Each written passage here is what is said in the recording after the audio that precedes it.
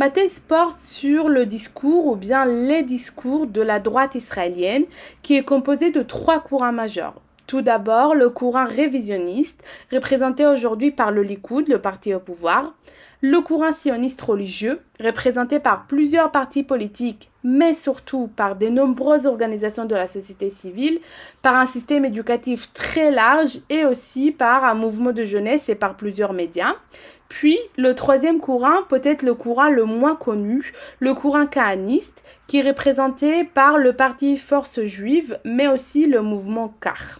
Ce que j'ai analysé dans ma thèse, c'est l'évolution de ces droites et surtout les liens idéologiques et concrets entre ces 3 courants, donc qui remontent avant même la fondation de l'État.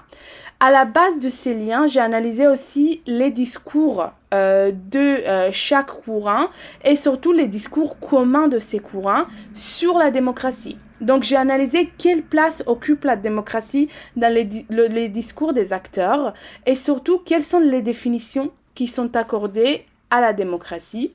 Puis, en deuxième temps, j'ai analysé comment ces définitions de la démocratie sont instrumentalisées dans un discours pour promouvoir un agenda, des initiatives, des idées, des lois qui sont antidémocratiques, donc contraires à l'idée et au principe de la démocratie.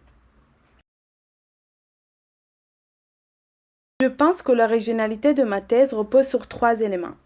Tout d'abord, il existe très peu de travaux, peu importe la langue, qui analysent l'intégralité des courants de la droite israélienne et surtout les liens qui les unissent. C'est important parce que pour comprendre aujourd'hui pourquoi Netanyahou s'allie avec le sioniste religieux Bezalel Smotrich et le kahaniste Itamar Ben-Gvir, il faut comprendre le passé de ces droites. Il ne s'agit pas simplement d'une stratégie politique, mais il y a des vrais liens idéologiques qui sont communs à tous les courants et qui remontent avant même la fondation de l'État.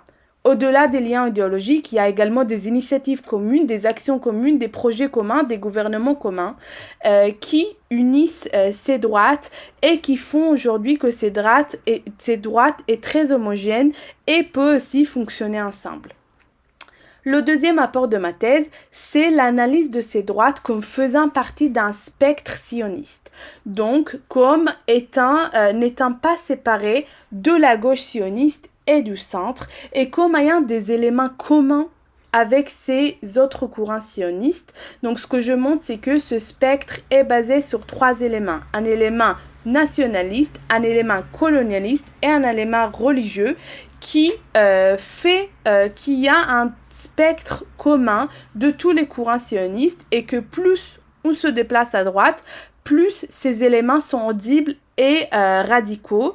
Mais c'était important pour moi de le montrer parce que si on étudie la droite israélienne séparément du centre et de la gauche sioniste, donc la gauche sioniste qui a dominé pendant des années le mouvement sioniste, mais aussi l'État d'Israël dans ses débuts, on ne peut pas comprendre ni l'idéologie de ces droites, ni aujourd'hui la domination de ces droites dans la scène politique. Le troisième apport, c'est le concept que j'ai inventé, qui est le democratic washing. Donc, à la base de l'analyse de la manière dont ces droites instrumentalisent la démocratie dans ces discours pour promouvoir des actions antidémocratiques, j'ai pu développer ce concept, ce concept qui veut dire tout simplement l'écart entre un discours qui mobilise un langage démocratique et l'action que ce discours promeut, qui est tout simplement antidémocratique et qui contredit les valeurs qui sont mobilisées dans un discours. Et donc, ce que j'ai fait, c'est j'ai développé ce concept, le democratic washing, qui peut être utilisé aussi dans d'autres contextes. Et d'ailleurs, c'est ce que je compte aussi faire dans mes prochains projets.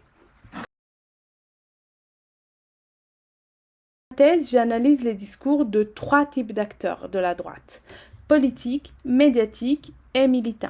Ce que j'ai fait, c'est que je devais adapter mes méthodes à chaque type d'acteur pour pouvoir analyser de manière globale la manière dont la démocratie est mobilisée dans leur discours, puis instrumentalisée.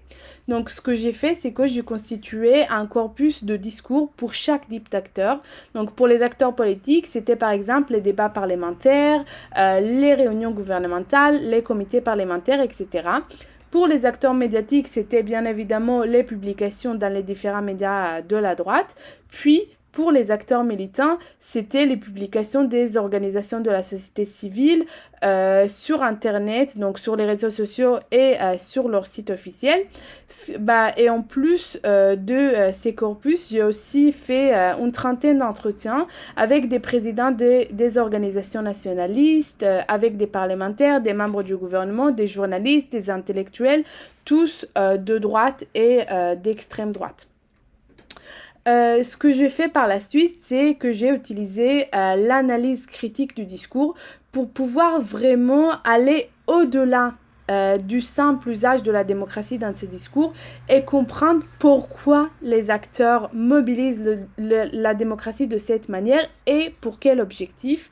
Et je pense que avec ces résultats, ce serait possible aussi d'utiliser ce type d'analyse pour analyser l'instrumentalisation de la démocratie dans d'autres contextes, notamment avec le développement théorique de mon concept democratic washing.